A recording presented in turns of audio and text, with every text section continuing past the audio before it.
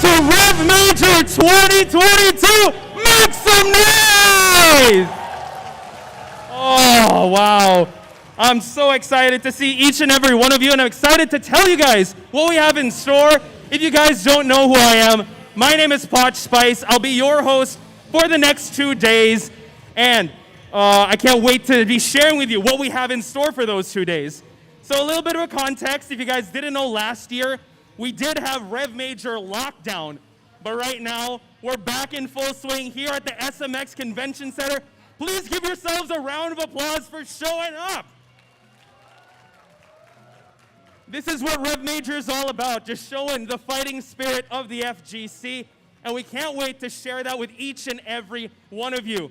If you guys didn't know, I mean, we got Knee right to my right, we got XL over here. Let's go. Lots to experience here. Your favorite FGC personalities are all around. You got your favorite tournaments, and also you get to witness awesome matches by the best of the best. Also, speaking of which, we do have some superstar names. I don't know, do you guys know someone with the name of Daigo Umehara? You will have a meet and greet soon, so hope you guys can see that. Also in the building, I see Mr. Markman here. The almighty Markman will be sharing his talent with us on the mic. And also a big shout out to the official REV Major merch designed by another superstar in illustrator Richard Suono, so you guys can check out his merch booth in the back. And also, there are some other booths in the back if you guys want to check them out. But I've got to catch my breath on this one, okay, guys? We got to open the show right. Bit of a call and response here. Are you guys ready to see some good-ass Tekken? Give me a hell yeah! Let's go! All right, I'm going to throw it over to our casters, Markman and Pika. Take it away.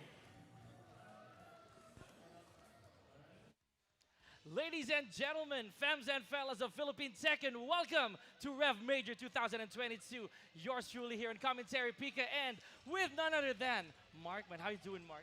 I'm feeling good. It is great to be back in the Philippines. Tekken World Tour. I got to give a shout out to my boy Tasty Steve. Points are on the line, and we're going to make it happen. This is going to be fun. I can't wait. We have players from all over the world competing for these coveted points. Not only that, here in the wonderful, beautiful country of the Philippines. I'm very happy to be back. That's right. And of course, as Potch Spice mentioned, thank you so much for that as well. The wonderful introduction to the return of REV Major. Basically, the country's most awaited Tekken event, if I may. A major, major event, as the name says. And we have a lot of names here, ladies and gentlemen. We don't want to spoil you, but I think some of you are already anticipating these people. And Mark, I would dare ask, which character are you most looking forward to? Granted, all these events that you've been to, that you think will shine this entire day. Well, I think a lot of people know, the character that's been under the radar a bit more often than not is that Feng Wei guy, right? Oh, yeah. Do we have any Feng Wei mains up in this building, ladies and gentlemen? Can we hear some noise with the Feng Wei mains here? Okay. Oh, they're hiding it. They're hiding. They're keeping it. They're saving it for the finals. Okay, for now. For the time being. So, ladies and gentlemen, again, thank you so much for tuning in. REV Major 2022, we are back to the offline scene. And it is something we've all waited for. Me personally, I could not wait to get my hands on those fight sticks again. And without having to, to think so much about the different the changes, basically, of different fields. But, ladies and gentlemen, on stage already, we have DRX Knee. Let's make some noise for Knee here, ladies and gentlemen. And XL from the Philippines. So XL, I believe here, Markman is he's an up-and-coming talent. He also is looking into the commentary scene by himself. Oh, nice! It's going to be fun to be able to watch these players. Obviously, Knee hot off of his performance at so many great events. He won recently EVO, which was a Master Prime event. It should be noted that this is the first Master event on the Tekken World Tour using this version of the game as well. Right. So we're going to see a lot of new things here. Oh! Starting things off with Katarina Alves, again, one of the characters who also got changed drastically here, Markman, in this version. And, of course, XL rocking the Jack over here. One of the, again, contrary to how other characters are, Jack barely got touched. Oh, yeah. I feel like he got a lot of good changes that helped him. I mean, when you don't get touched and everyone else does in a way that kind of adjusts their characters, it's always a good thing for Jack. Anyways, we're going to go right into this. Me starting it off. Oh, here we go. Nice jackhammer block right there from Knee. And already half-life, more than half-life lead here for Knee. And a quick low parry, taking XL to the red. Here we go. Nice. That move, I was about to say that full crouch down forward 4 is one of the biggest buffs Katarina actually had. Oh, yeah. Now a little bit less punishable, more damage as well. Oh, the second hit, but he drops the combo. Unfortunate there. There we go. And Knee, of course, with authority takes the first round. Oh, so close there for Knee because of the counter hit of down forward 1-1. Another change, by the way, for Jack. Oh, yeah. That second hit, of course, hitting counter hit goes into the screw state. Oh, it's crazy because, you know, Knee has always been one of those players that could use all of the characters, and now really showing off his skill, of course, using Katarina. Not a character that he has not touched before. It's interesting, you know, I just did not expect him to use this character in the tournament out the gate. And look at that, wow, 2 rounds straight now for Knee. That one much more clean than the first one. Let's see if XL can bounce back now. We have no walls here at the bottom floor. And that only happens, ladies and gentlemen, when one of the players actually hit their potential final round, rather. Correct. And here we go. XL gets a combo of his own. 48 seconds left on the clock. Makes a little bit of distance between him and Knee because, again, Katarina, once you get launched, oh, there it is, Knee again, attempting the hop kick. There's definitely trouble. Oh, yeah, XL not able to punish there, but still keeping that lead here. Let's see how Knee's able to adjust. Oh, boy. Could go either way. Gets a nice throw. You got to break those. There we go. Oh, goes for a knowledge check there from Knee, but blocks back 1-2 here from Jack. There we go. The counter hit off of the Harrier stance and gets the win number 1 here. Oh, yeah. When Knee just got his turn back, he just started flowing, was able to pull it off. Winning 3 rounds straight. You know, some of those rounds were close. Yeah, I feel like XL could have taken it here or there, but now we're going to go back to, you know, where strategy comes into play. Are you going to switch stages? What's going to happen? Are you going to switch characters? Pretty sure, because, you know, obviously since Knee won, just in case you're not familiar with it and how the flow goes, he has to stick to his same character. They're going to rematch. They're going to go right back into it. XL most likely confident here that I can do this a little more, you know, because again, despite, of course, everybody here knows who Knee is, but it was working, you know, for a few moments there, Markman, and Knee sticking with the Katarina here, folks. Again, as Markman mentioned, no longer needed to change the character, but XL may have a different plan. Sadly, however, you do lose the wall should you hit that potential 3rd round, and that may be dangerous grounds for Jack. Oh my goodness! Holding that back too, and an unusual hit to Knee. He's all about that full charge. Works so far right now. He does have the life lead here. Let's see what he does. That's going to get punished. Oh, wow. Nice taking from XL there. Unusual, again, here for Knee getting caught by those throws here, ladies and gentlemen. Oh, but not the second time. That's going to be shame on Knee. That connected. 23 seconds left on the clock. Oh, big what a block. Great punish here. He's looking to close it out. With this much health? Yeah, I mean, it's going to be close. You know, I don't think it's going to kill here. You know, he had access to the rage drive as well. There was still more distance to the wall. One hit can do it. Let's see what he does. There it is. First round on the scoreboard for XL. The crowd with their approval. Of course, Philippines is own. And oh wow, there it is, sniffing it out with a down forward too. Here it is all the way to the wall. And again, this is where Jack kind of adds a little bit of damage, but XL watching the combo here, ladies and gentlemen. But pressuring Knee. It was all a setup. Here we go. He's trying to get out of there. You were saying to the crowd earlier, everybody knows who Knee is. Yeah. But this is XL telling you who he is. Oh, there it is. This is what it is. Let's go. And the Philippines is own, of course, has the entire country on his back. Here we go, 55 seconds left on the clock. And there's another jackhammer and attempt from XL. Catches Knee off of the side step plan. Here we go. Forward 1-2-2. The crowd, of course, making that noise here. 45 seconds left on the clock. Knee, for the first time, is on the defensive here, ladies and gentlemen. Not dictating the pace here, Mark. There you go. Ended up going right over that low attack. But XL, he's smelling the blood. He wants to end it here. He can do it. Oh! This is what Knee actually did earlier. He was able to make a reasonable comeback because of a low parry. Oh, and there it is. Chunky raise drive here, Markman. That was crazy. Could have created blows, but again, the raise drive was just a little bit too fast there. Ended up taking it. That hit was.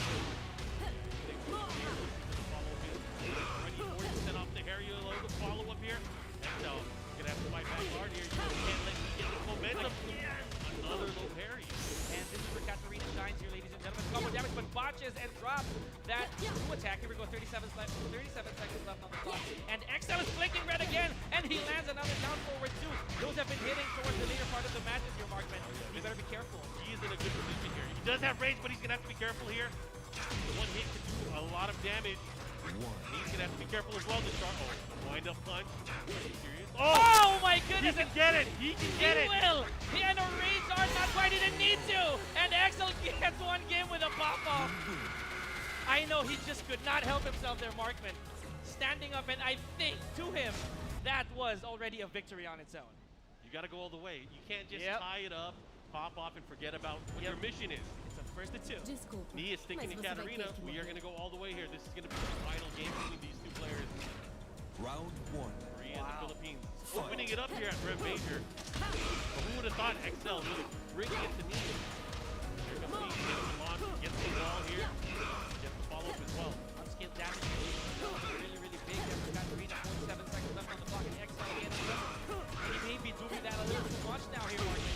And he is already aware of that potential. Yeah, one of the things that XL really excels in is catching Knee with the down specifically trying to step especially up close. Not happening this time. Knee is taking the initiative. Every time they've been exchanging, he was getting the hits, getting the launch that he needed. Big counter hit pull for Katarina here. Now with 50 seconds left on the clock, and there it is. He tries to go for another down forward two, but XL being taken to the wall here by Knee. Good estimate of that wall drop. Yeah, big damage here. He has the positioning. He's going to use that low. He's going to use it all again. That is a bug and a half. Round three. Here we go. 2 rounds straight for Knee. Knee looking to close it out here. The crowd, of course, cheering on XL. XL considering this a round. That's big. You know, getting a game off of Knee, that's already a feat on its own, Martin. So, and now with no walls, there it is. Knee tries to sniff out that down forward two, but goes for a Magic 4 counter hits here. And XL in big trouble here, Martin. There is no wall to save either player. But of course, Knee now has a huge advantage. Quite a climb, and this is going to be it, Martin. That's going to be it. Knee seals the deal. 3 rounds straight. A valiant effort, though, from XL. But he's going to go to the loser's bracket. Yep. And I'm sure we will see Knee a little bit later on throughout the weekend and throughout today. But great stuff. What an opening match. Let's hear it for XL as well, ladies and gentlemen. Getting a game off of one of the greatest players, if not already the Markman of all time, Knee. And that's not the last we'll see of XL, of course. No, hopefully he gets through the loser's bracket. Of course, there's a lot of players here. Over 300 world-class players here in the Philippines. Excited to see how it's going to play out, of course. But that was just the first one. Yeah. Why do we have to open a day like that? You know, that's what REV Major is all about. You know, got you breathing hard already. Oh yeah. and he is also not the only, if I should say, high caliber player you're going to see on stage here, ladies and gentlemen. We should talk about the players that are here from all over. You know, there's Book and Shin Akuma from Thailand. We have from the US of A. We have 2 players from the US of A. Right. We have Avery and we have Anakin. Right. Anakin was just over in Italy for Only the Best for our dojo event, and he did very, very well over there. Spectacular. We have 3 players from Pakistan as well. Oh man, they're all here. Everybody's here. It's crazy. And of course, we have Korea. You know, majority of the names that we hear here are the Korean players. Of course, DRX's Knee's teammate Chanel and Infested are also here. Oh yeah. So that's worth noting. And of course, the Donuts boys are here too. Ulsan's here. Jun Ding is here. Jdcr is here. Yep. Oh man, there are a lot of great players. And of course, these are some of the, how should I say this, the names that you may have heard already, folks. I don't know, a guy named Dotoring, maybe, he's here. And of course, Multi, another Brian in his own right. So worth noting that these names are definitely some to watch out for. Oh yeah, very excited. I believe we are setting up the next match on our main stage. Jdcr up there already?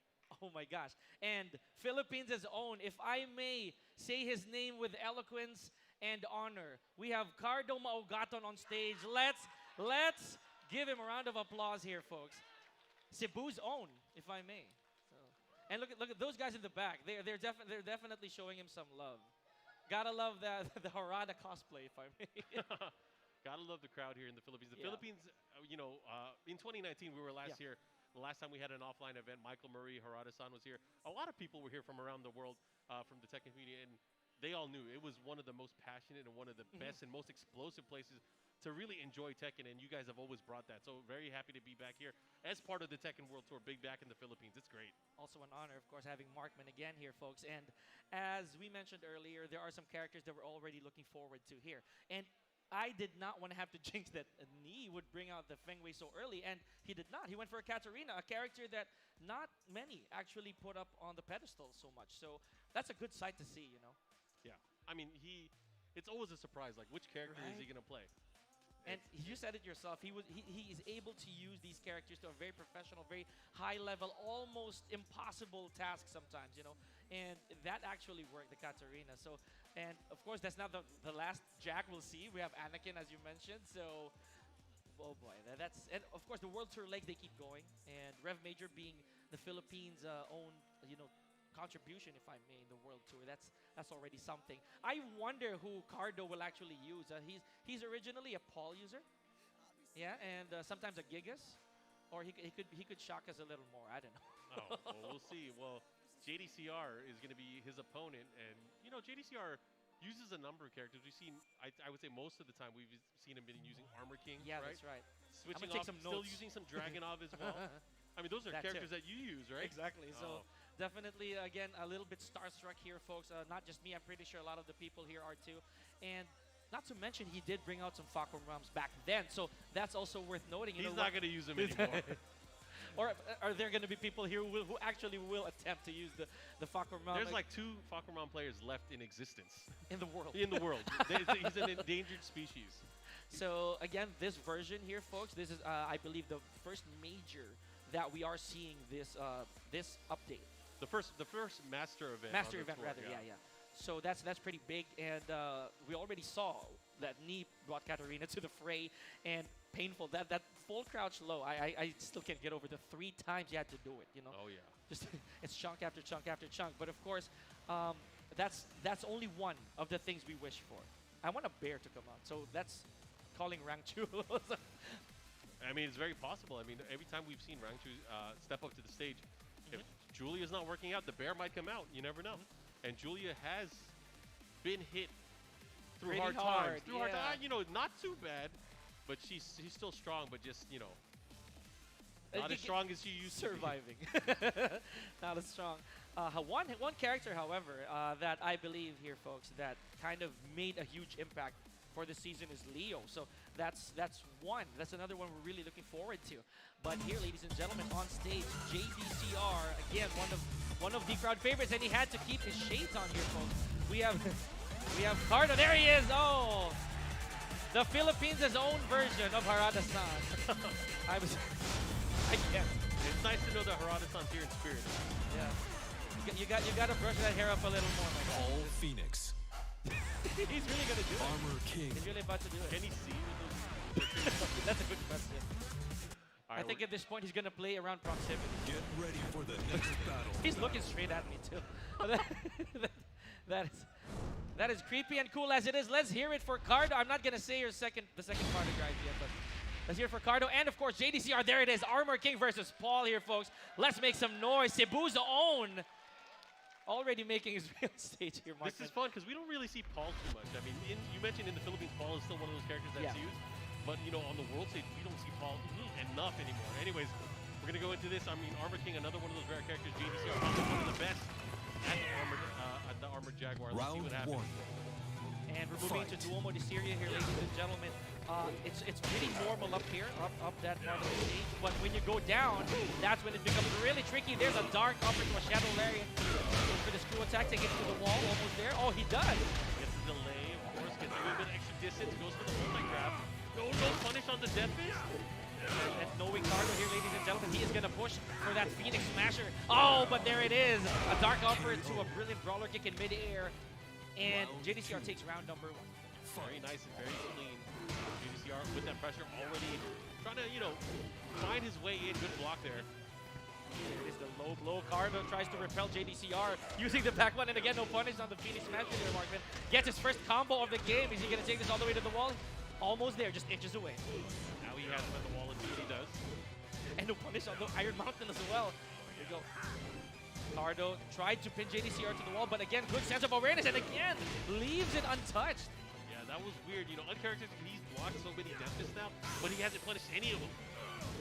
Goes for simple gut checks there, Jdcr.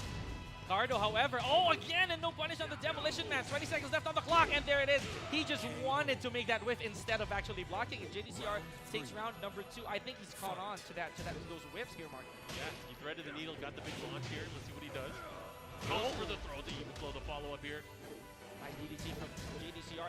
Another throw you don't see that often as well from Armor King.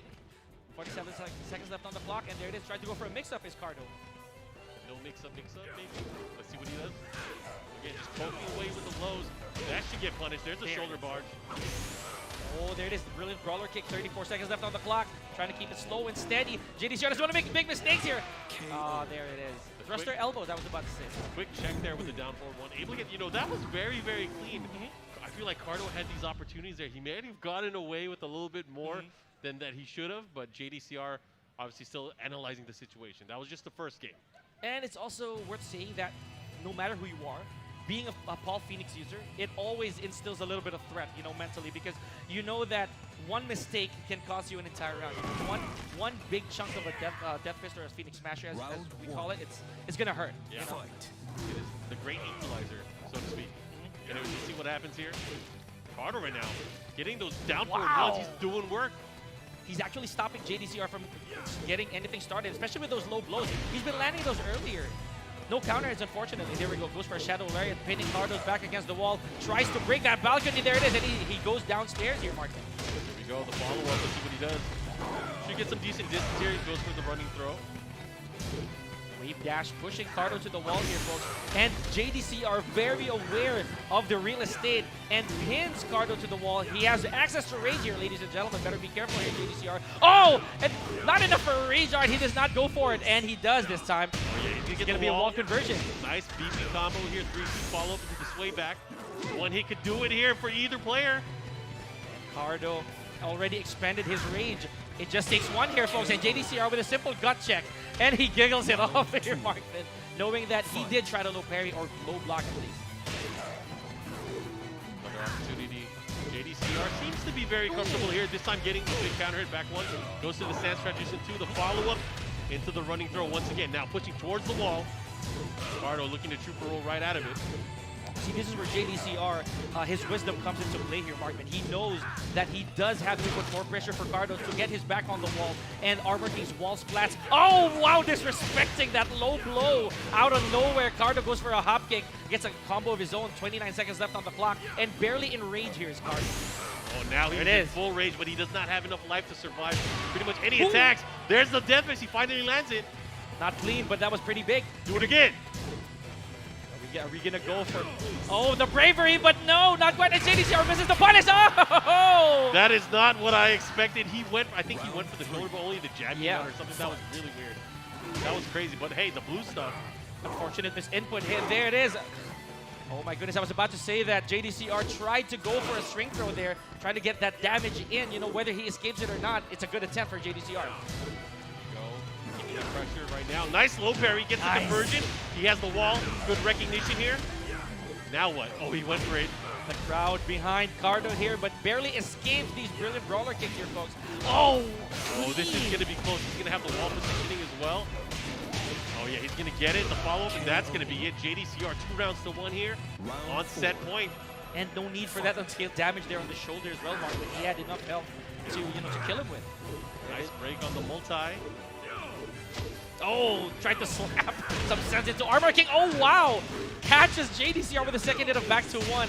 Again, this is where being unorthodox comes into, it's worth here, but there it is. Nice shadow, nice dark lariat, rather, or dark uppercut from Jdcr. Yeah, Jdcr, one of the things that he's best at is really pulling out moves, especially when it comes to whip punish or just interrupting things. He knows space. Whoa! He knows punishment as well, and look at that. Here we go. Jdcr closing it out. Very, very nice punish, and he closes out the game. Jdcr, good stuff. Good effort as well. Good effort from our own Haradas in the form of Cardo. So good job, of course. And Jdcr moves on, keeps his winner side advantage. Cardo moves down to the lower bracket. Still not the end of him. He has more matches to go to try and survive this. So good stuff from both players. That's only a second match of the day. Yeah, we already saw 2 world-class players on stage going up against some of the Philippines' brightest stars here. I mean, I guess the best Harada cosplayer that we've seen today. That's right, that's right. And all the way from Cebu as well. He flew all the way here to participate in REV Major. Again, the biggest fighting game event we have here in the Philippines here, ladies and gentlemen. Still on the mic is yours truly, Pika and Markman. So, yeah, 2 characters, new characters again, we haven't seen a repeat so far of any characters. Let's not jinx it. Please, not jinx it. The army of certain characters will be coming soon enough. That's how tournaments go. We whittle through the opening rounds, and then only the strong say. Sometimes the strong is a certain character, sometimes they're not. I mean, we'll see. I mean, from what you've been telling me, there's a big shift here at least with the local players, they use a certain character now. Yeah, that's right. Of course, there was an abundance back then of Facom Rams and Lydias. Yeah. Prior to the season. DLC, baby. And with no question, Geese players as well. Because we do have a lot of formerly 2D players here in the Philippines who are very much akin to using those types of characters. So Akuma, we got those Geese, and I don't blame them. They're good characters. Right. They are very good characters. And they've stayed top tier for so long, and again, we can't blame them. It's how it is, and occasional Elises here and there, but there's also kind of, I know this is gonna sound odd to you, Markman, but here in the Philippines, there's kind of like a trend around Noctis. Noctis, really? Yes, seriously. So Noctis being again DLC, as you mentioned, so being one of those ranged characters, guests. So it also attracted some of our RPG aficionados. So they do tend to use Noctis a lot, especially some players whose characters are not here. Oh, okay. In Tekken 7, yeah. Well, I look forward to seeing it. Noctis, 2D characters, bring them all. Or bears. Again, I'm looking forward to those bears. Because I took notes of Jdcr's Armor King, of course. Very patient. If I'm really, really patient. He does get hit every now and then. Maybe a demo man, a smasher once. Combos, even with rage, but he kept his cool, Oh, yeah. And I think that's one of the things that helps carry players like Jdcr is that having that patience and being able to react in certain situations and come out on top. And, this guy's a world-class player. He's been around the world. He's been doing this for many years now. Yeah. So Many years. good to see him still playing and, traveling out here to the Philippines. Again, it's such an honor here, folks, to be bringing you the action because the Philippines very, very passionate here in our country. To be honest, we dig deep when it comes to Tekken, whether it's the lore or anything technical, anything scientific, anything that has to do with being better at the game or loving it more. So we give a shout out, of course, to everybody on the chat, basically, and watching this at home. Thank you so much. The venue is really packed, and I would say on behalf of Markman that this is how Philippines Tekken really is. Oh, it's Tekken wonderful. Really is. As I mentioned, I've been here many years. Going back, I think, to 2017, Right. just seeing how much it's grown throughout the series for Tekken 7. That's true. And, the crowds here, the competition, the camaraderie, it's been amazing. So just being able to see how the Philippines has really grown on the world stage is great. I love it. I mean, I'm Filipino as well. I love this. Gotta love it. Absolutely reppin'. And speaking of reppin', later on, of course, we're not going to forget Philippines' own representatives, our pro players here. We have PBE's AK and Dojin. And, of course, we have Jules. I don't know him. Of course you don't know. But You've heard of him. I've heard of him as well. we heard of these guys. And we've already seen the locals. Excel, of course, in case you missed it, guys, did take one game off of Knee. So that's how Philippine Tekken is, and this is just me saying how passionate we are. But of course, the threat of the entire world is upon us, if I may, in terms of Tekken. It's really that scene that we're really looking forward to every year for Rev Major. Just basically bonding here with these players too, not just competing against them, bonding with them. Yeah. I mean, I think a lot of people can see that there's so many players that travel out to this event and have been, since even before the pandemic. And I think a testament to that is just how well the event is run. That's so right. I hope if people ever consider making out to Rev Major events in the future, if not already, if you're in the Philippines and you're watching, head over here. Head over to Please. SMX. Join us here for the fun. We're here till Awesome. tomorrow as well. Okay, so I believe some of our players here, ladies and gentlemen, are just preparing on stage, but please stick with us. We're definitely amazed at what's already been going on here in Rev Major. And Tekken, of course, taking center stage here, Markman. It's definitely every Tekken player's, how should I say this, wish every year that I be able to attend it. If not compete, maybe spectate. And as Markman said, please feel free to drop by. It's been awesome already as early as today. And the road to Rev Major legs as well, if I may talk about that. Yeah, Markman. yeah, I'd love to know. I know you guys Right? had a bunch of local events around Yeah. the country that kind of act as qualifiers for this event as well. So we have something here, ladies and gentlemen, called Road to Rev Major. It's not just one; it's actually a lot of them. So certain parts of the country actually hold those, wherein the winner gets an all-expense-paid trip here to Rev Major. So their fares and, of course, entry. So some of them hailed from Davao. For those of you Filipinos out there, Cebu. There's also Pampanga. There's I know you're familiar with these places, and Manila. Cavite, if I haven't mentioned, we have a lot of those, and we saw a lot of names, and some of them actually served as dojos as well, Mark. Oh, nice. So the points, the World Tour points, you can actually farm or gather them here in the Philippines alone, and that says a lot already. This is how passionate we are. There were bigger scale road to revs, some smaller scales, but regardless of how it was, it allowed some of our participants here to enter rev and enjoy the entire thing. Nice. That's what I like to see, you know, having things lead up to events like Rev Major or events like, you know, there's so many events now that happen, and you know, we're slowly as a global community coming back, going to the offline events. We still obviously have online events. There's still online dojos as well. So again, I hope people are just like looking forward to the community as a whole just coming back. The caliber of the players we have here, folks, it's just insane as it is, and we're looking forward not just to meeting these players that we already see online, but each other as well. You know, granted that the pandemic has struck everybody all over the globe, so it goes without saying that we're so happy to see a lot of our friends here. You know, for the first time I'm meeting this man here, folks, in person. So I'm really happy to have done that, and a lot of the people here, you should have seen them and just shake hands. You know, still being safe. Still being safe, definitely. Gotta be safe, gotta feel good. Anyways, I believe we are getting ready with our next match. I hope you guys are looking forward to it. You know, it's gonna be a fun-filled weekend today and tomorrow. 2 days of action. Yeah, 2 days of action. It's gonna be fun. So I hope you guys are looking forward to an entire weekend of just good-ass Tekken action. Wow, and Steve, man, honestly, I mean, Tasty Steve. I miss Tasty Steve. You know, he was out here in 2019, and even in 2018, I believe he was out here. Yeah. Unfortunately, he couldn't make it this year. He's in the middle of filming some stuff. I just wish he was here. And, you know, I think Eris is doing a restream right now. So shout outs to all the stoners in the chat that may be watching on the restream. But much love to you guys. I miss you guys. I miss those guys because, you know, I don't get to see those guys as often as I used to. So, especially Eris. I haven't seen Eris in like 40 years, probably. It's been a long time. Minimum, yeah. No, it's been a few years, but. And of course, Rip, if I may, you know, he was here too. Yeah. 2019. That was the first time I saw him, to be honest. I could really not help but really fanboy over the guy with his new do at the time, you know. So that was a shocker to me at the time, and it's awesome to see these guys, these people over here.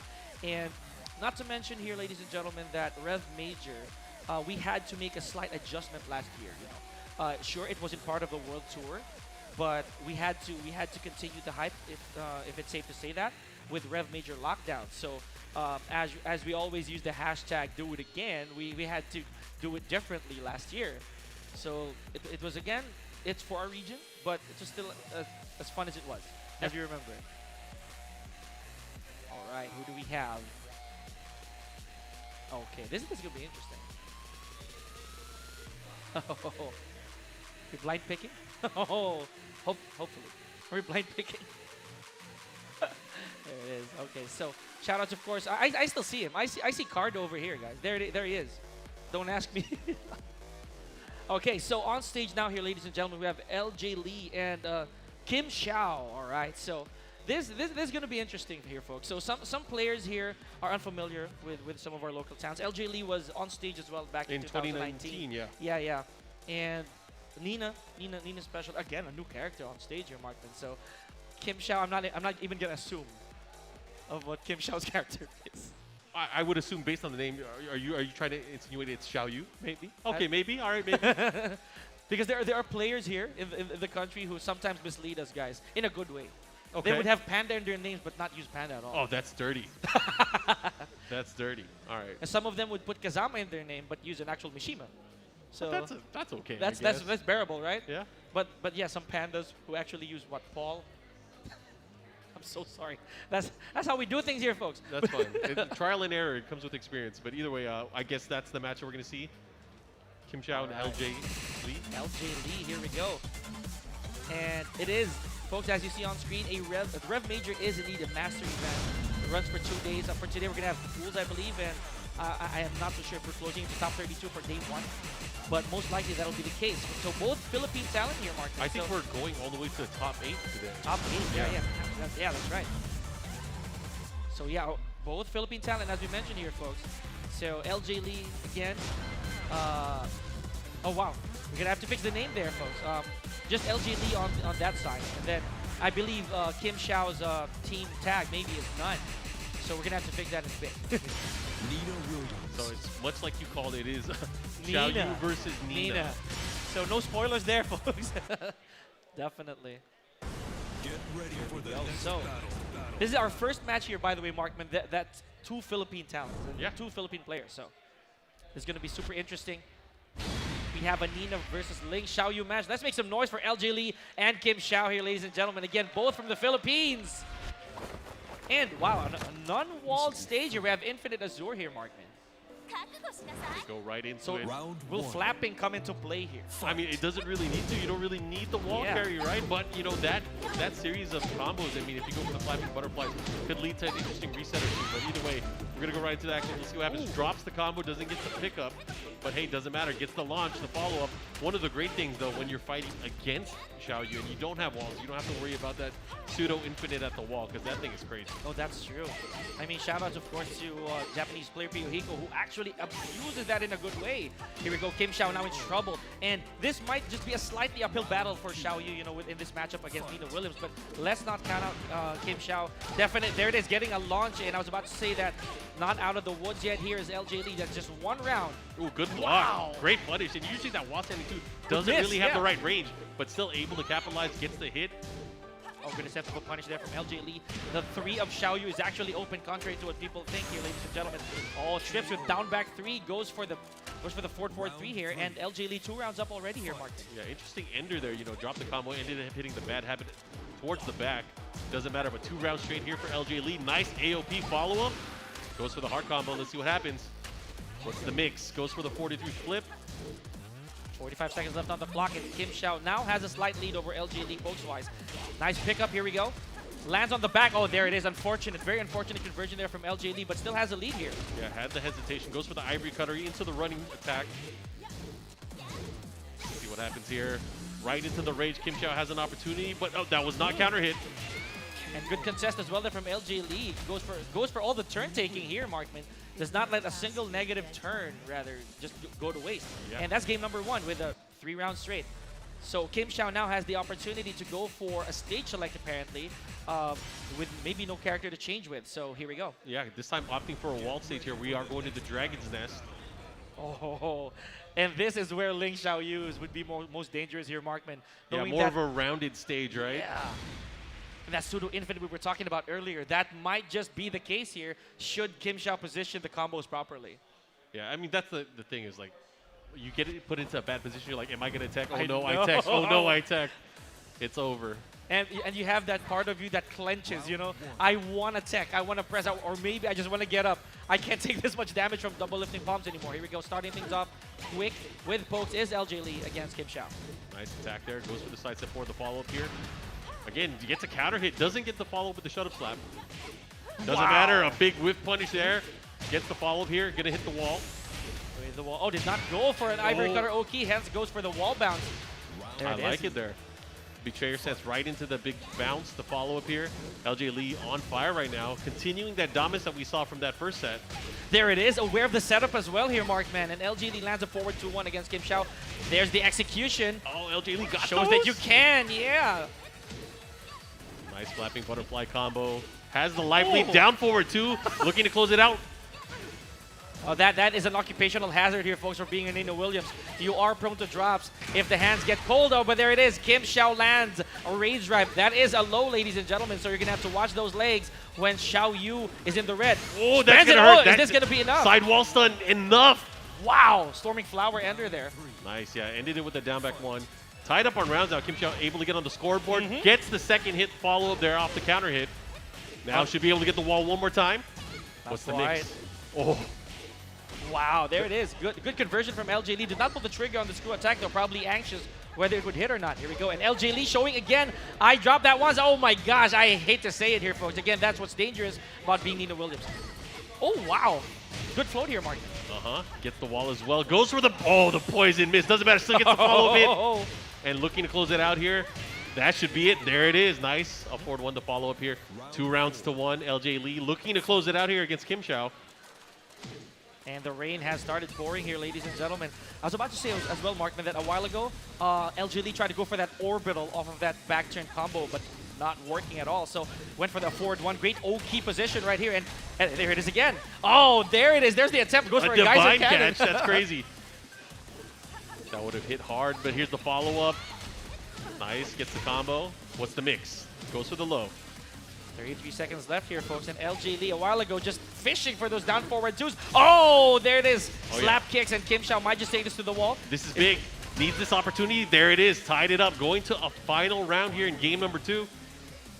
And did not need to go for that semi-infinite here, Markman. There it is. The Link Xiaoyu down back 2. Really cheap low, if I may say so myself. There it is, all the way to the wall. LJ Lee not quite getting enough wall combos there here, folks. Uh-oh, gonna have to watch out. The follow-up here. AOP once again, find its mark. Mix up, goes for the sidestep, cancels it right into the back turn attack. Interesting. And again, they're about even on life here. Puts them into the rage. Oh, we do strings. Oh my goodness. And LJ Lee gets game number 2. Yeah. That was pretty close though, Markman. Really good stuff. Could have gone either way, but got to give it up for both of these players making it up on the stage here. One going to the loser bracket, one going through the winners. We'll see them a little bit later, I'm sure. That was great stuff. It was. And Kim Chow was also catching up. Like, despite the 2-round lead, those setups were actually working. A lot of ground hitting moves as well. Your back turn 3, yeah, those weird stuff. But again, sadly though, I was kind of jinxing it in a way. I wanted to see it. I wanted to see that semi-infinite there, Markman. But no need. He didn't need it. She didn't need it. Not at this point. But again, it's been fun action so far from here at REV Major 2022, day number 1. And we have more Tekken action, but we have to take a quick break. So we'll be back right after this.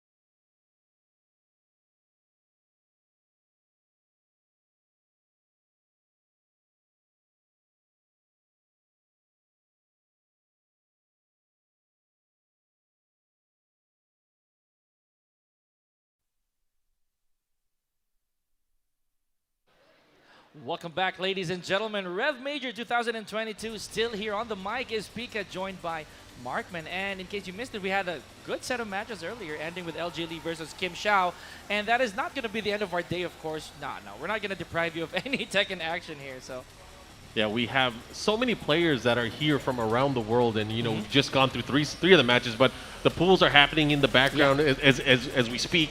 And you know, there's going to be a lot of matches from now for the next few hours, actually. That's right. Until we get down to our top 8, which will be played out tomorrow. So I hope you guys are looking forward to that. You know, players from Korea, from Pakistan, from the US of A, from Japan, so many players, and of course the players from the Philippines who came out in full force. So really happy to see, you know, what's going to be happening later on today. It's just good Tekken happening the whole time. Interesting start we already had here, folks. Match number 1 was knee already. So Yeah. that is already a surprise for everybody who's here in the venue as well as everywhere else. And Jdcr came very shortly after that, as well as LG Lee and Kim Chow, Philippines' own. So it's also kind of a heartbreak sometimes, Markman, when you have to face your own country fellow, you know, when it comes to qualifying or advancing, because you know that you do have the whole world to, you know, to basically to go up against already in Rev Major. So if you're in that position, it gets a little scary. But here, ladies and gentlemen, another one of our foreign players who went to Philippine soil just for Rev Majors, Atif Butt here, ladies and gentlemen. Let's make some noise also for CV here, Philippines' own. We're seeing an Akuma versus Zafina.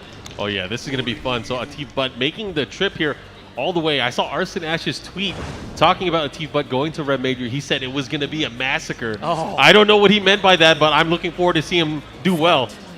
But Atif Butt going up against CV.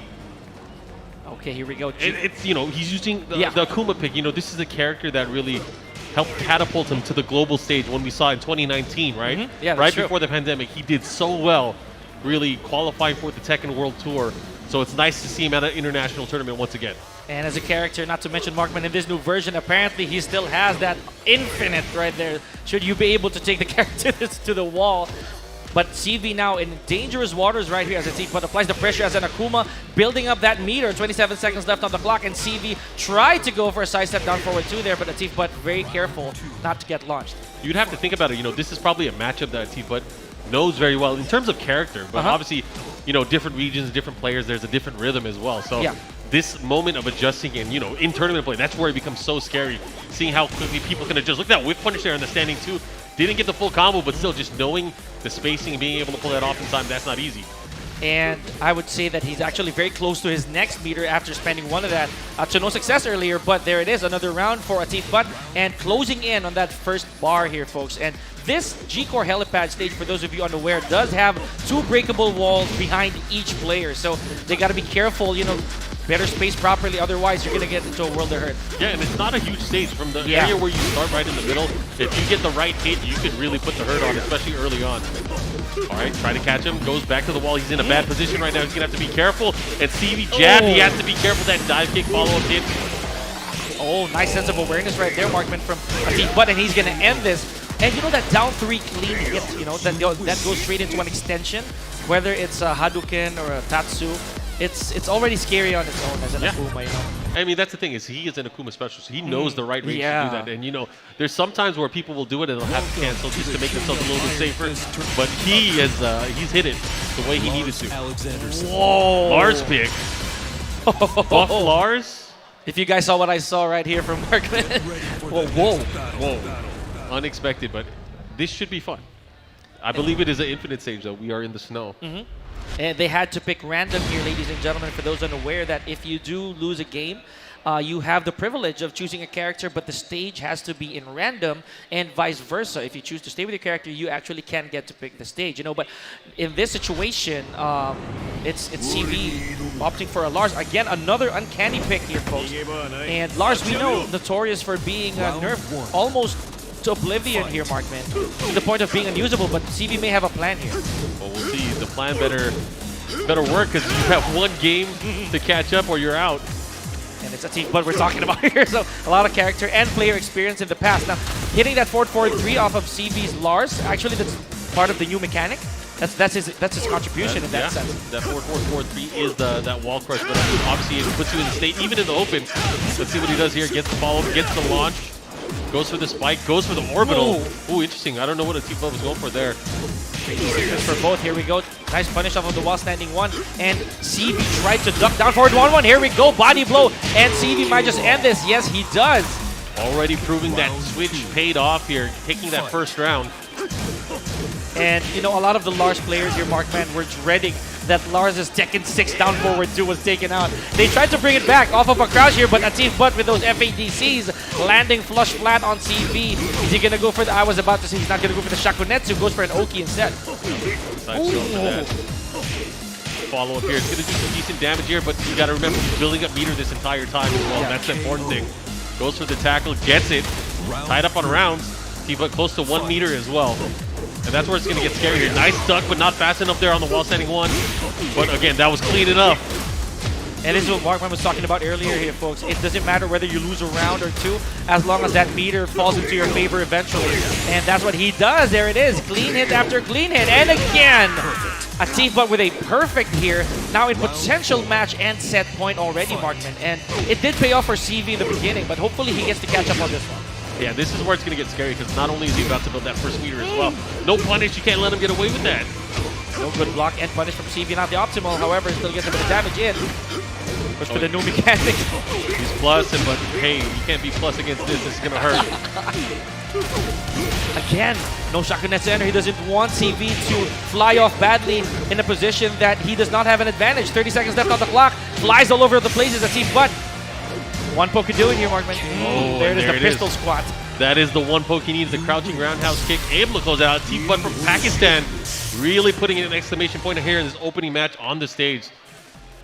Good stuff. We will see him. I'm sure we will see him later on. I'm sure we will see him later on, but that was great. That was a quick 2 matches. Hundreds of players here, ladies and gentlemen, at REV Major. And again, the threats are all here. They're going to grind their way, whether on the winner's side. You got the flag up there. There it is. There it is. Inshallah. Pakistan represent. Just 3 players here, but you know, they're cheering each other on. That's awesome, right? And that's what we were talking about too, you know, the bond.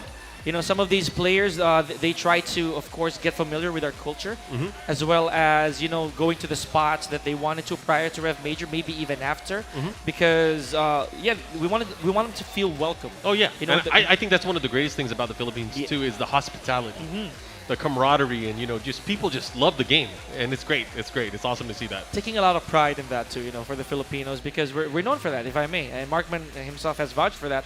And with these Pakistani players as well that have first time, I believe, here in the Philippines, we want to leave that impression, not just for Tekken, you know, the entirety of it, but good stuff right there from Atif Butt. And again, Akuma. I was really kind of keeping my fingers crossed to, you know, to see those running threes all the way to a down jab. Oh, you wanted to see violence. You wanted to see the Howard Estate. You wanted to see the nasty stuff. Yeah, maybe for later, but I mean, yeah. The things that could get you banned, you know. That's still in the game. You're gonna get hate mail for, but let's see what happened prior to this, ladies and gentlemen. It's been quite an early day for us, but not to say that the action has, you know, not phased us. It's been really cool so far. This is what happened earlier with the match against CV and Atif Butt. It's been all Akuma, if I may. Yeah, and look at that. He was able to punish that homing attack really quickly against the standing 2. And look at that, his range and his awareness, especially of the down 3, knowing when he's able to hit it, when it's going to work, and just optimizing his use of meter. It was just a masterclass of, you know, Akuma play. And it's not easy to do. You know, I mean, being an Akuma player here, ladies and gentlemen, we would like to also commend Akuma players because simply enough, you know, the character looks like he doesn't do much. But all of these inputs actually take some mastery here, ladies and gentlemen.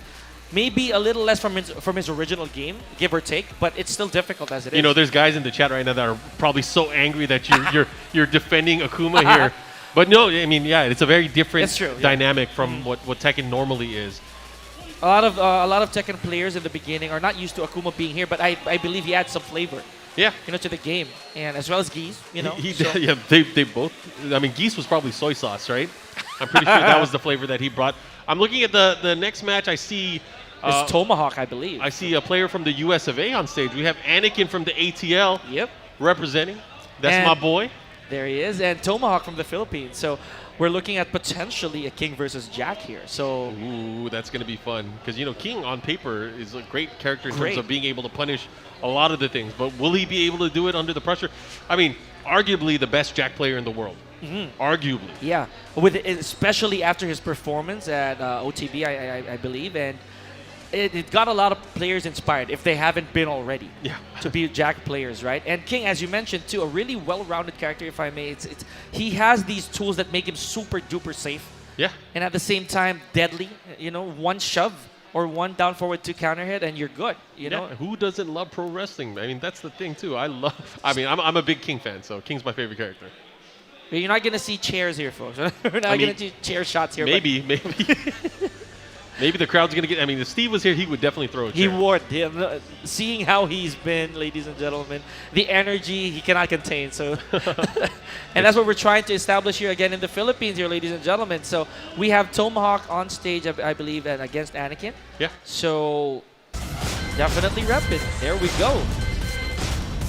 And Tomahawk, I believe, also Markman has just recently started playing again. Kind of got out of retirement, if I may, because he's welcome a back. working man, yeah. And what a way to welcome him back to Rev Major, facing Anakin on stage. I don't know their statuses yet in pools, where they are exactly. I how would many imagine wins. both of these players are still winners. Yeah. They have to be in winners. But either way, excited to see this matchup. We got Anakin from the US of A going up against Tomahawk here from the Philippines.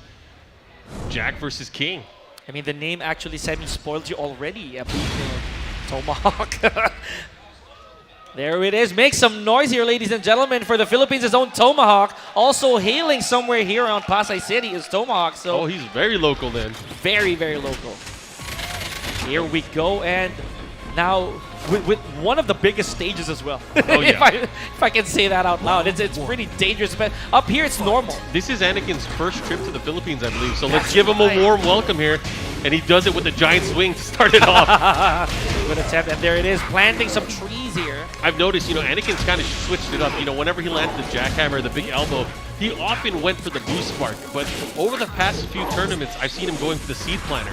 And that has completely changed the Oki options that he's been going for after the hit. So it's very interesting to see how he's kind of changed it up. And yeah, exactly. And not to mention, it deals the same damage as the blue stuff, especially if you don't move, Yeah, I mean, Oki-wise, they're stuck there now. Yeah. So this adjustment or this change here from Anakin is very, very interesting to see. And true enough, you're not going to make any errors doing so. So any Jack player is valid to do that now. It used to be like a staple for you as a Jack to have a blue stuff in your arsenal. But given that change, you kind of no longer need to. There's a shove from Tomahawk's King. Oh! Tried to go for a running giant swing there, Markman. But Anakin's going to close this out with authority. Yeah, into the shoulder, and look at that. Anakin 2 rounds straight here. Still got the blue stuff. Doesn't need to use it. Not as much as before. And the length of this match got us to this cool afternoon, Mark. The sun is already setting here. Yeah, dang, what time is it? Oh, okay. This time does not fake the running giant swing. Went straight to a running grab. Nice punish from Tomahawk. And Anakin went for a fully charged back to... And he heard us, man. He heard us. I still do it. He's letting us know he still got those. Here we go. Nice combo here with the hop knee to follow up into the running power bomb. What's the Oki? Oh, man. He got hit by the get-up kick. Goes for the throw. And good try from Anakin as well. Even after a recover kick, he tried to go for a small conversion. Oh! Swift duck there from Anakin. Is he going to take this to the wall? Yeah, he should be able to close it out here. Oh. That's enough. Look at that. Anakin 3 rounds straight. Close rounds here and there, but Anakin able to clutch it out, and clutch is really what it's all about here, especially in tournament play. And worth noting, Anakin, of course, being a player that's been seasoned, played all over the world, and King, one of the characters that I believe he doesn't really have any unfamiliarity with. I believe that he's really comfortable in this matchup. Granted, of course, King, kind of a staple, I think, here in the Philippines too. A lot of people like grabs here. You have to think outside of the box, especially if you are a King player that goes for things that work often. Every time that Anakin was able to land that wall standing one, it was during a throw attempt. Yeah. He knew, and that's the thing is, like, seasoned players, especially ones that know the best options for players like, or characters like King, That's true. they're going to call it out. So yeah, it's one thing to break the throw, but why break the throw when I can launch you for it? Yeah, with a hard read. Yeah. Definitely. So, and those are actual, I would say, attempts from Tomahawk to make comebacks. Yeah. To take his turn back, right? Exactly. Round So one. he didn't really want to establish authority, but rather just, I just want to do my thing. I want to set the pace. And I think that's the problem, at least mental-wise, when you're using King, is sometimes a throw will be able to get your turn back, even if it gets broken, right? But it's not going to get your turn back if you get launched in the air. You have to be very mindful of that. Great punish right here from Tomahawk, and again, there it is. Markman had to jinx it, and he went heavy there. Went for a string throw with Tomahawk. Anakin not ending the combo differently. Went for an Oki, and there it is, queuing the taxi. Here is Anakin. Oh, you gotta be careful. He went for a multi. Every time, I gotta admire Tomahawk. He is persistent with the throws. He is not giving up even after getting launched so many times. Simple gut check right there from Anakin. Goes for just really small things here, and lets Tomahawk pay for his mistakes. And again, those mistakes have been adding up here. Markman with them throws. Again, it's subconscious for you being a king to actually resort to a throw when you're trying to catch up. Yeah, and that's the thing too, is like, again, if you're gonna go for throws, you have to do them in certain situations where they're not gonna expect it. Suddenly, baby. Yeah. Oh boy. Oh, just sniffing Tomahawk in midair. I didn't know what he was going for there. Maybe a drop kick? Oh my God, that's not gonna work. Right out of the sky, and look at that 2 round straight here. Anakin threatening to take it here on set point. Let's see what happens. Tomahawk's gonna have to turn things around. Oh, there. Oh, this time he goes for damage instead of the O-key is Anakin. 55 seconds left on the clock, and Tomahawk trying to space out, stepping the wrong way against the jackhammer. I mean, that's scary too. That's the very scary thing here. Anakin's still going for the jackhammer. He's testing his opponent, but how are you going to beat it? His spacing is so good. And Jack overall as a character as well is a very dangerous character. So Anakin takes it 2-0 against Philippines' own Tomahawk. Congratulations, of course, to Anakin keeping his winner side advantage. Tomahawk moves down 1 level, and he is going to grind it down here, ladies and gentlemen. Yeah, he's going to have to go to the loser's bracket. You have to lose twice to be out of the tournament, but he'll have another opportunity. Let's see if he can prove us wrong and make it out of the loser bracket. That'd be great, right? We do have, of course, the top 32 to narrow down. We don't know who among our fellow countrymen will actually make it there, as well as the other players. But here's what happened, ladies and gentlemen. Prior to that, we have their clean ducks, as you mentioned, Markman, off of Anakin. And I don't think they were actual snowball ducks. They were reads. They were reads. He knew he was going for a throw there. And that's the thing, is you have to have multiple layers of this. Like, I'm going to attempt a throw back if I get grabbed. But if you're not going to actually grab me, I'm going to launch you. And he was prepped and ready for that multi-layered defense. That's what I like to call it. And Anakin was just on point. There's another opportunity. And, that was really the tail of the tape here. Is anytime Tomahawk got comfortable with going for a throw, it turned things around so quickly. And Anakin, quick to adjust there on the moonsault, jabs him right out of the sky, and that was just too much. And it was just too hard for him to make a comeback. I could be wrong here, folks. When Tomahawk went for that moonsault, that's probably a string throw. It was probably the multi-starter. Yeah, but even then, Anakin was ready. Anakin was ready. It was crazy. It would still have been maybe a clean duck off of Anakin. But again, good stuff from Anakin here, folks. And Jack, the second time we've seen that on stream. Again, it could be happening in pools. And a king, of course, on stage. First time. I wanted to see the one move here, Markman. I just wanted to see the super kick to a leg drop. The new King Edition. The back 3 just frame? Yeah. Off of a shove, right? Yeah, could have been. I mean, we didn't even see the shove. We didn't even see the forward neutral 2 that much. Anakin was just in such control of the spacing. It was really hard to get in on him. So, again, tough match. And for anybody that's going to go up against him, again, him being here for the first time, I was wondering how he would fare, especially against, the Filipino players, since there is a different rhythm here in the Philippines compared to the rest of the world. That's true. But seeing Anakin here on the stage is just great, because I think it's just going to make him stronger as a player overall, because he's obviously traveled all around the world already.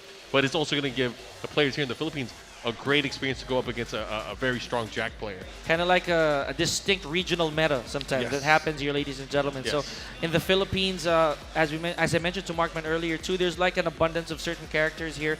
King being one of them, but it's so hard to be unique in that sense, as right? It's since these you just want to throw people. Exactly. So subconsciously, or maybe again against your will, you might need to throw. And that's how King works. So while they're preparing here, folks, you're still joined by yours truly, Pika, and commentary, and the one, the only legendary Markman here. Rev Major 2022. It's really early on in the day. We're just in pools, and we're already seeing a lot of different people. We've got 2 O's, we've got 2 1s. Yeah. We're yet to see those really clenching moments, those blood, sweat, and tears kind of grind moments. But on stage here, folks, you are in for a treat, if I can say that out loud. I don't want to spoil it, but wow, this is a big match. This is big, and on Philippine soil too. Yeah. Yeah. This is a pools match? This is crazy. All It's right. pools. Dude, this is going to be fun. I'm excited for this. Familiar names and familiar faces here, folks. They have been on the grind too, in the world tours, you know, in different tournaments. They have both been traveling for sure. Yeah, one of them, ladies and gentlemen, you know, is starting to become a household name for y'all if you haven't already heard of him. And a unique character. I'm expecting something really unique here. What are you expecting? Could be on the top part of the character list. I mean, I would not be surprised. But again, we'll see. We'll see. But That's either it. way, I hope you guys are looking forward to it. We do have an international clash that is going to be coming up here on the stage. I hope you guys are ready for it. Again, this is just a taste of what we're going to be experiencing throughout the entire weekend. Yeah. I'm like really looking forward to 2 seeing what the solid days. variety is going to be for our top 8. Guaranteed action. Oh my goodness. And if you haven't already, just leave us your love over at chat here, folks, for those of you watching. The venue is electric, if I can say that, because these players, we've already had a good few laughs here with their cosplays. But repping their cities, as well as, of course, bringing out some characters that we haven't seen in a long time. And some of them, which we really were looking forward to. Like, personally, Jdcr's Armor King, Yeah. seen in action. And because the last time I saw Jdcr in person was the very first Rev Major, fun fact, 2017. which is 2017, Oh, wow. where Armor King did not exist yet. Yeah, he wasn't So around. it was a Dragonov at the time, and that was still the really busted Dragonov. That was an epic year. That was the year that we did Battle of the Gods, That's where we true. had me and JDCR fighting.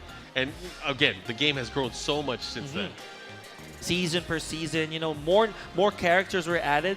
Yeah. You know, some of them may be debuting in Rev Major too. Like, say for example, we actually have not seen a Lydia yet. I know it's pretty much a long shot at this point, Markman, but who knows? You know. I mean, Infested has been one of those players that would dabble with a lot of the characters, right? A lot yeah. of those characters. Oh, see, this is going to be intriguing. We're already going to see. Wait a minute. Noctis loses. Oh. Is this a check? Oh. What is this? I think I just jinxed it, Markman, because it sounded like a Noctis on stage. Get ready for the next battle. I'm down. Well, you know, My Infested dude. has been using a number of characters. We've seen him Yeah. use Bakuran, we've seen him use Lydia, we've seen him And of use course, Negan. Negan, yeah. So the man just cannot help but bring a weapon to this fist fight here, Markman. We have a Noctis. I mean, it's a good advantage. It's- You get the yeah. reach, right? You reach, I teach. where Noctis actually thrives in, and with his best feats, you know. It's really a lot of those conjured weapons, whether they're daggers, broadswords, spears, shields. The royal armament. He's ready to go. That's right. Battle of long hairs here too, because we have Li Chaolan here for EJ. Yep. Oh wait, we're gonna have to switch the names. Infested is the Noctis, and EJ, of course, here, folks, is the Li Chaolan. Kavita's own. There it is, Li Chaolan. As you mentioned, they're almost an endangered species as well, Mark. Yeah, but I think he's such a strong character now, especially Yeah. given the adjustments with the recent version. Lee is super strong. But again, albeit some skill requirements going forward. So right now, Infested setting the pace, and EJ on the defensive, trying to get some pokes, trying to condition Infested, but again, to no avail. Fight. Yeah, just give us a bit, folks. We're gonna have to switch the names. Infested is indeed, there it is, the Noctis. Follow up here, push towards the wall. Nice conversion. Oh, there it is. Big back four counter hit. The follow up, he should be able to push towards the wall. He's not going to go all the way. Silver tail there from EJ, making sure that he gets at least a combo advantage over Infested. He hasn't been doing much fishing of anything right here. Is Infested just letting EJ, you know, kill himself by me? And that's the thing too, is like if you have the life lead like this instead of letting yourself go, right? You got to be able to kind of have that patience. But look at that, Infested with the life lead now and close it out. 2 rounds straight now. 2 That is- clutch moments. Enough with the emo man right there to close that round. And this stage right here, folks, it may look like it's really extravagant, but there's really nothing much going on when you enter the 3rd round. And Infested, in potential match point right here, there it is. We call that basically the warp strike in the Philippines. We call that the F2 of Doom. You know, it's a whip. Because it goes all the way to almost the end of the stage as well. Great whip punish, but he gets the punish here on block. That down forward 2 is launch punishable. Because let's see what he does. EG here, folks, tries to go for the I cannot 50-50. believe. Traditional Lee Chaolan that could have been in. Oh my gosh, and a sword uppercut here from Infested, but drops the combo. Throws the broadsword, and EG gets a round of his own, and he kept his rage as well. Yeah, that was a great moment there. He was able to still capitalize and take the round. He needed that because that was a big opportunity. 2 rounds to 1 now. Tries to go for that equivalent of a back one of speed here for Noctis. There's a combo from Infested sideways to the wall, but good conversion. Gets reasonable damage. Oh my goodness! Thrust the spear, but no punish from AG. Yeah, not a big enough punish. He could have had more than that. See what he does now. Down to follow up here and looking to close it out. Down forward 1, ends up closing it out. Infested 3 rounds to 1, taking game number 1. Unfortunately, he pressed a button there on the second hit of down forward 1. So that's also another dangerous Noctis tool. His down forward 1, so underrated, you know? Yeah. It has very good crushing properties, really fast. And he can get the knockdown now. That's the important thing. Is like he can reset a situation that puts you in a bad position. Alright, so And there's a variation of that where we make you duck, and if you do, you get more damage. Oh my goodness. Lee Chaolan. One of the characters here, folks, that's really extravagant to look at, but really difficult to play. So you got to feel in some way for AG or for any Lee Chaolan player out there. Markman. Oh, and now they go to an infinite stage. More perilous grounds here for Lee Chaolan. No wall to help him out. yeah, I think both of these characters are still very strong, even without the walls, wall, yeah. They're still very strong. I mean, the fact that they have strong moves in general. And the OG game of Noctis also comes into play in this sense, you know? Noctis, and you don't have to do much. Really good character overall. It just is not the same engineering as a normal second character, but just like that, Infested showing you what Noctis made of. Yeah, nice bait out there. He went for the wall setting 2-2 to follow up. Again, good opportunity there, and looking really good right now. Infested with a huge life lead here in game number 2. Starting things off slow here. There it is. AJ lands himself a nice slide. Oh, tricky stuff there from Infested, but wow. Just pulls out the break there. Here we go, the back two. Huge damage. Oh, nice stuff. Not quite the OT he was going for. And spends the blue stuff right here. Oh, but again, the F2 of Doom from Noctis. Warp Strike does its job there, Martin. Land it. Oh, he baits him for it this time. Finally able to land it. Look at this aggressive nature here now from Infested. Nice block as well. 3 seconds left. Just standing steady. There's Infested. He does have the lead here, so AG needs to catch up. And it may not seem like much, but those folks definitely gave him a lot of mileage. And Infested launching AG off the side was for the Oki guaranteed hit. Yeah, his sidestep and his sidewalk right ability, knowing the options that he has and blocking just in time, he's been doing such a great job of really showcasing some of the weaknesses, some of the openings that Lee might have. Oh, there it is, Hitman 2. Really big combo here from AG. Oh, he bobbled it. Oh, man. That's unfortunate. He just ended up not doing anything after the screw there. Is it the age, Lee Chaolan, that stops you from running forward? Good step here from Infested. 1-2 forward, avail here, down 2. Lands the hit properly. Keeps checking Infested. Oh, wow, nice stop right there of the silver tail. I'm surprised that wasn't a counter hit. That was crazy. Either way, follow up here. He misses the 4-4-4 and he misses the launch follow up. This is unfortunate. He's in rage though. He has a chance. Let's see what he can do. Those situations that AG could have actually had launches here. 28 seconds left. There's a slide. Is he conditioning? Is it enough? Oh, and another one. Third one here. Slide country. Oh my goodness. Misses an opportunity. He's not gonna die. Not at all. There's the uppercut. Oh, AG. Yeah, not confirming the combo at all over there. That was unfortunate Really because he had that opportunity there. He went for the 4-up-3, but he whiffed, and that was all she wrote. Infested was able to capitalize. Another bad scenario right there, Markman, was the fact that he did block the broadsword of Noctis, right? Big combo potential, whether or not it was an early screw in the form of Acid Storm, but it fails to do that. So that's Infested for you, ladies and gentlemen. The experience comes into play. And another character, by the way, to add, to the ones we've always been seeing. Yeah. Insane stuff. So we're going to see some of the action from that match that we just saw. Philippines versus Korea here. You see Noctis was really doing work, especially in the corner.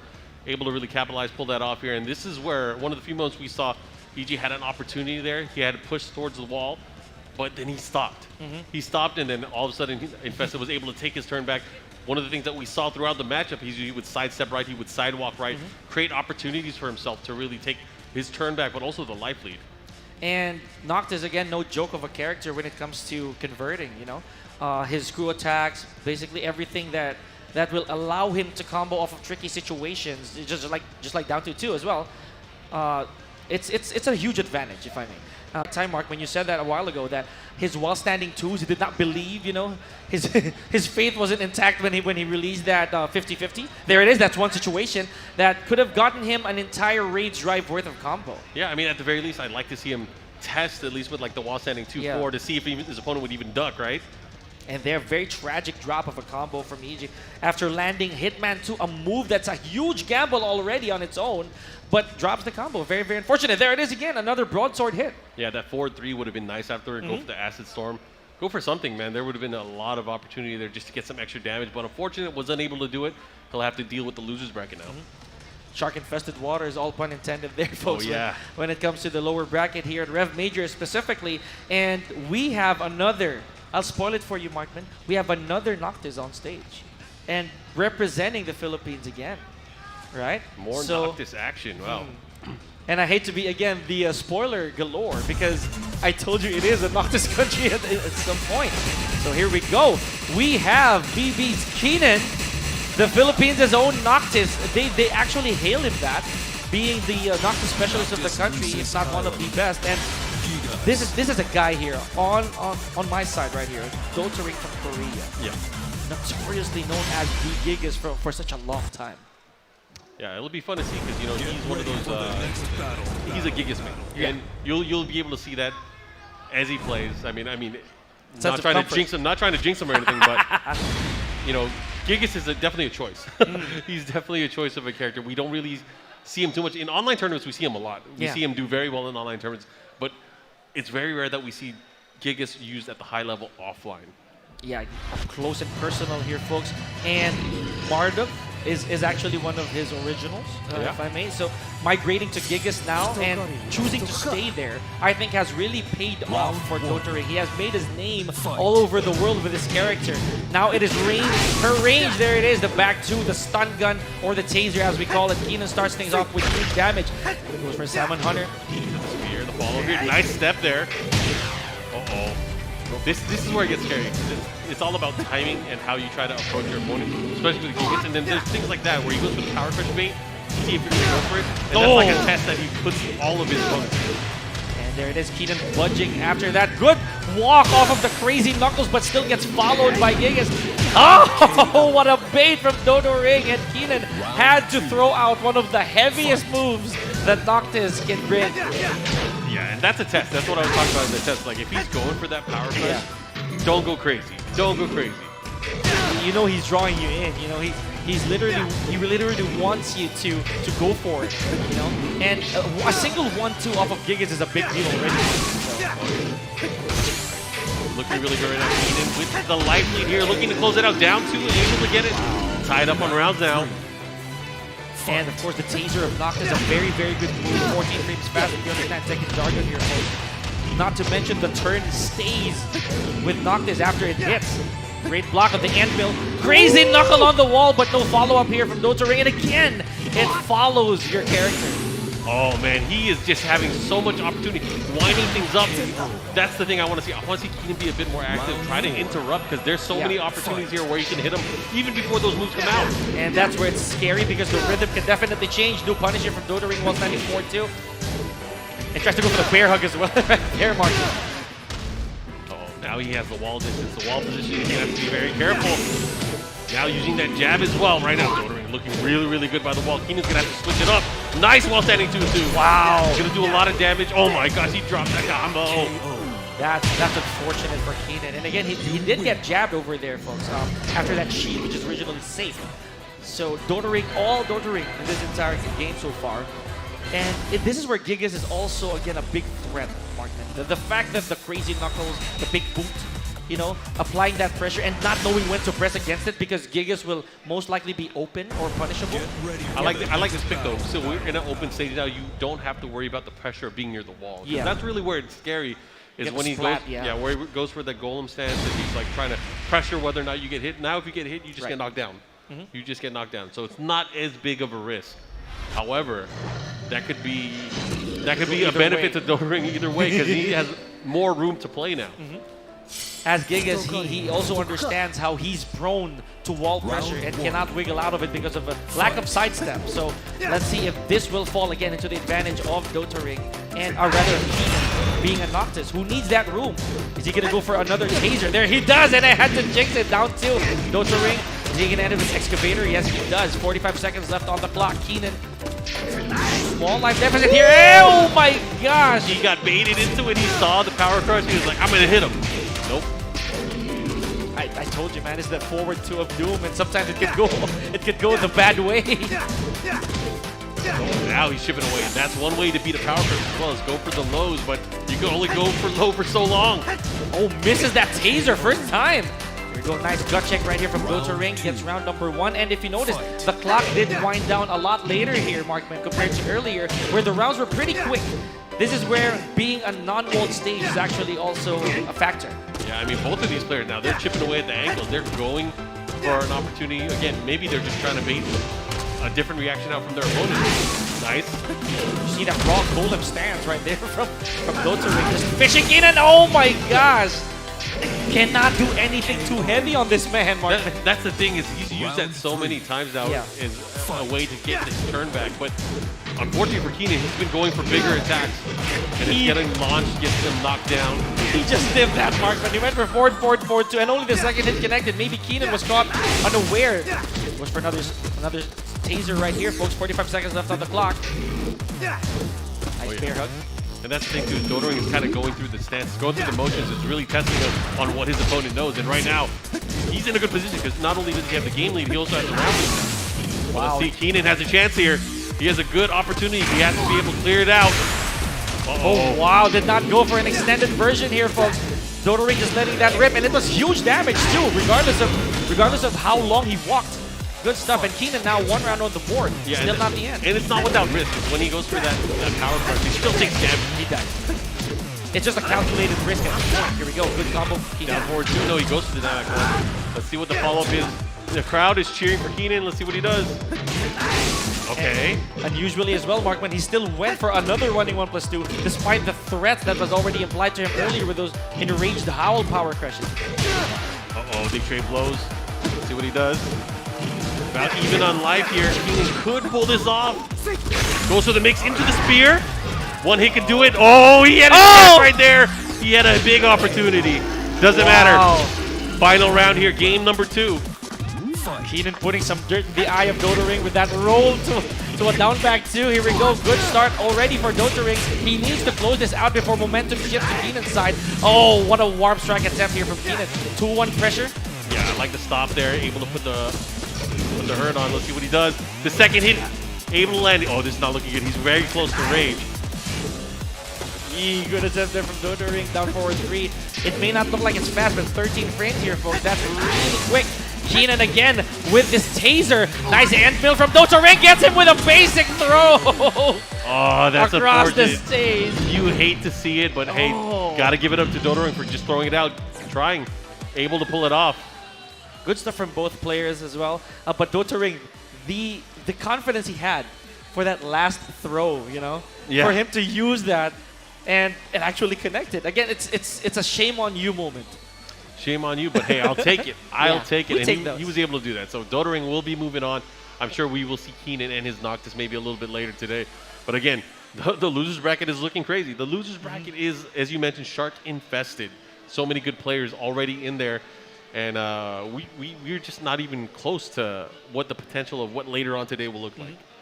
And as early as now here, ladies and gentlemen, we are already seeing a diversity again of characters. I prefer to talk about that every once in a while since it's Rev Major. You know, you'll never know what to expect, and we have surprises already. You know, we've already shown Ni being a Katarina. Yeah. You know, then we've seen a King, and then we've seen Noctis twice. But here, ladies and gentlemen, this is what happened prior to that. We have the Philippines' own Keenen, in case you missed it, against Dotaring from Korea. And there it is, Mark, what you were talking about. Running 1+2. just gets absorbed massively by Gigas, and you know that power crush, it actually doesn't take as much damage as a normal one would. No, yeah, it's actually it's pretty crazy at the mechanics of how that move works. And you know, Dodoring was like a kid in a candy store. He's like, what am I gonna get? Yeah. Oh, a big attack? I'll take that. Whether it's a launch or a 1-2, that's mine. You know, that's damage as it is, and there it is. Dodoring here, folks, looking really, really confident with the Noctis matchup. Whether or not he has faced a lot of this character, and I would dare say he probably has. He knows the potential of this character, you know, and there it is. Again, as I mentioned, I'm going to point that out. Every time he gets that running 1+2 win, it's a chunk of life taken out of Keenan's Noctis. Yeah, and this is actually where Keenan started turning things around. Is he turned it around. He was able to kind of tie it up on rounds, but again, it was all about how he was changing his approach to the game. He was going for a little bit more compact, a little bit more poke heavy, and he was able to put him into the mix, and this is where it really helped. But again, the commitment issues there. Yeah. He has to be able to believe and just pull off these attacks. Should he have been able to sniff that out, a Warp Strike would have done the trick, not prolong the agony anymore. But there it is. That is a 2 for the side of Dodoring, and of course, good job to Keenan. Not the end of him yet, and hopefully we get to see more of these unique entries, these unique characters. But right now, I believe we have Philippines' own Gogoy, a Xiaoyu player as well. So the second time we're seeing a Xiaoyu on stage. Let's see how that goes. And we're looking at who he's up against here, folks. Well, we'll find out very soon. But again, stay tuned. I'm looking forward to it. I think for every single pool, we have more than a few international players in each one. So it's going to be fun. Distributed well too, you know. Like they're out there. They're out there. There's a Predator. There's an Apex guy almost for each pool, or guys, maybe Apex players. Yeah. It's going to be fun. I'm actually looking forward to seeing local players, Dojin and AK later on, because I've been following those guys, you know, as far back as, you know, they were very young as they both kind of started traveling around the world. Seeing those guys around the world really representing here for the Philippines. All right, looks like our match is ready to go. I hope you guys are ready. Shh, quiet back there. I see Lord Eris in the cut. I'm sure everyone sees him as well. Make sure you don't push those buttons. Yeah. Good stuff. And Rev Major 2022 here, folks. For those of you watching at home, thank you for being with us. Pika still here with Markman. It is just pools, yes, believe it or not. And Rev Major as a major event here in the Philippines. A lot is at stake. Oh, it's Breadman. Breadman. Yeah, I forgot to mention that. Damn, there's a lot of people from Korea that came out. Yeah, it's crazy. Yeah. Caught us off guard too. With Breadman. Originally Claudio from way back when, and then shifted to, I believe, Leroy. At least for the long haul. I saw him being a Noctis too. Yeah, well, I wonder who he's using now. That's the thing, because obviously there were some changes, some adjustments with the 5.0 release. So is he still using Leroy? That's the question. Or is he back to Claudio? Claudio it is. And wow, should we even mention the change of the era? You know, the running 2 of Claudio. The running 2 is now like anxiety on fire. It's crazy. Like you'll see it, especially if he does. He's the type of player that can do the instant running 2. That's right. Doing it at the wall, and I've seen the tricks that Claudio's can able come to out do, of that, where you can come out in a back state and still pull out the hop kick versus your opponent. And look, let's see it starting. Oh, let's go, baby! It is plus forever, guys. That is how crazy it is, and there we go. This is going to be quite an uphill battle for Xiaoyu, but that's not to say that Gogo cannot make something happen. We all know that Claudio's a hop kick. The Sky Slash Nova is as meaty as they get here, Markman. So first round goes to Breadman, and he started that round off with a hop kick as well. Oh yeah. Can we just see? That part of the greatness of a hop kick is believing you can hit it from any point in the match. And he's one of those players. You can tell he's gonna hop kick just because he likes it. What an exchange right there from Breadman, getting a down 2-2 off of that Starburst and jab to running 2. Not easy to do here, ladies and gentlemen. Oh, absolute disrespect off of the root kick. Breadman does have the right to do it, you know? Yeah, he has the help. Good punish there, knowing obviously the rain dance kick, not able to be safe, hits him with the hop kick afterwards. And Breadman already 2 rounds very quickly here against Gogoy. Activating Starburst, 53 seconds left on the clock, and Gogoy in a little bit of trouble here, not being able to get anything started against Breadman. And it's always his advantage here, Markman, that he gets to Starburst almost instantly. Like every situation that he could, he'll definitely enter Starburst. Wow, finishing strings now. That's how confident he is for game number 1. The tempo he was going at, though, it was like non-stop attacks, especially when he had to scramble at the end of the rounds. He was able to maybe trick his opponent at that last sequence there. But again, Breadman was in full control. There was not one sequence where I thought Gogoi really had his turn. Yeah. I mean, he started the match with a hot kick. Exactly. Off of the back, too. So he definitely sniffed out a little bit of aggression from Gogoi, able to step. Made sure he landed that and get into Starburst. You know, that's Claudio's thing. You know, every chance you get when you enter Starburst. You want to be in Starburst. Yeah. And it's bad enough, too, that getting into Starburst, you never land in front of your opponent. So you got to know how to use that stance here, ladies and gentlemen. And Breadman showing us how that's done. Fight. Starting things off. Oh, wow. And Gogoi learned from the past match here, ladies and gentlemen. Starting things off with forward 4, homing kick, and catches Breadman with that combo. Nice conversion here from Breadman despite the bad access. 48 seconds left on the clock. Gogoi now more than half-life deficit. Oh, boy. Oh, great escape. And now it's Starburst. Here's Breadman. Oh, off axis, not able to get out a big counter hit. Follow up here. Let's see what he does. What's the mix? He goes for the drive. Oh, that was so sick. Out of the wall. Has a big chance here. Oh, unfortunate. Man. And I think that was the right move. The running two was smart there, but it was out of range, and Gogoi able to take the round. Good stuff.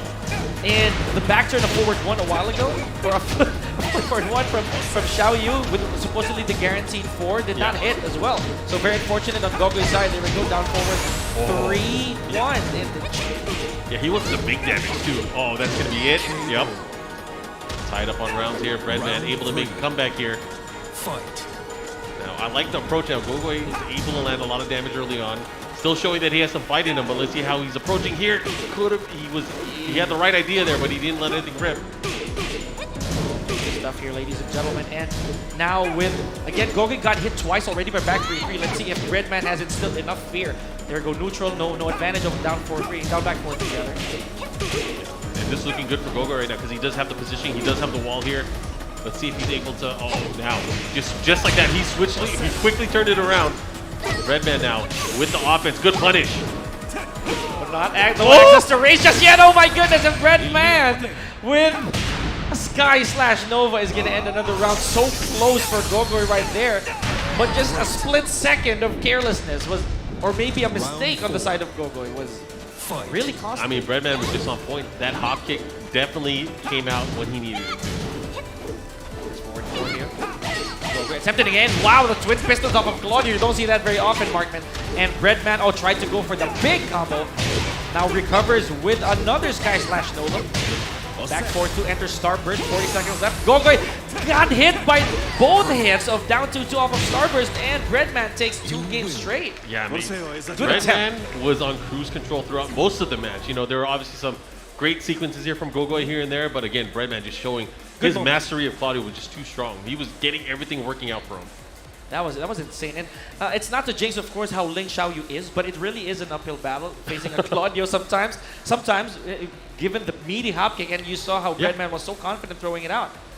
Yeah, there was only one sequence where, you know, the hop kick was a bit scary to, yeah. It was a bit scary for him to do, but I mean, for the most part, he knew what he was doing. He knew what he's doing. That was good stuff. So Breadman, I'm sure we will see a little bit later on, one of the many Korean players that made it out here to Rev Major. Man, there's so many. There are more than I thought now. I got to go back into the Start GG and look at the brackets because this is insane how many great players are here.